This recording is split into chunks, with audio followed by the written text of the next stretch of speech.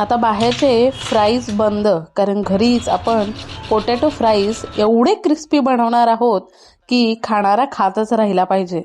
याच्यासाठी आपण इथं 7 ते 8 बटाटे स्वच्छ धुवून घेतलेले आहेत आणि स्वच्छ धुवून झाल्यानंतर आपण याची साल काढून घेणार आहोत। तुम्हाला हव्या तेवढ्या क्वांटिटीमध्ये तुम्ही बनवून फ्रीजमध्ये याला ठेवू शकता। आणि इथं साल काढून झाल्यानंतर आपण याला मोठे मोठे असे कट करून घेणार आहोत। तुम्ही जर का चॅनलला नवीन असाल तर सबस्क्राइब करायला विसरू नका। आता आपण कढईमध्ये पाणी गरम करून हे बटाटे शिजवून घेणार आहोत। छान असे बटाटे शिजवून झाले की याला आपण मॅशरनी छान असं मॅश करून घ्यायचं आहे। एकसारखं झालं की त्याच्यामध्ये आपण 1 चमचा ऑरिगॅनो मिक्स घालणार आहोत। त्याच्यानंतर 1 चमचा चिली फ्लेक्स, चवीनुसार मीठ आणि कांदा पोहेचे पोहे मिक्सरमध्ये बारीक वाटून त्याचे 2 चमचे पिठी टाकायचे आहे।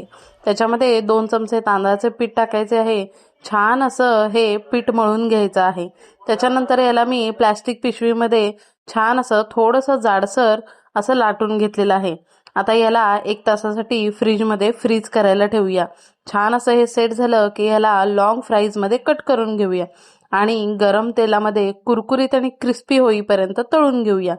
त्याच्यानंतर ह्याला एक साईडला काढून त्याच्यावर पेरी पेरी मसाला टाकायचा आहे। तुम्ही हे फ्राईज मिओनीज किंवा केचप बरोबर सुद्धा खाऊ शकता। आणि हे बघा किती क्रिस्पी तयार झाले आहेत आपले फ्रेंच फ्राईज। तर रेसिपी आवडली तर एक लाईक नक्की करा।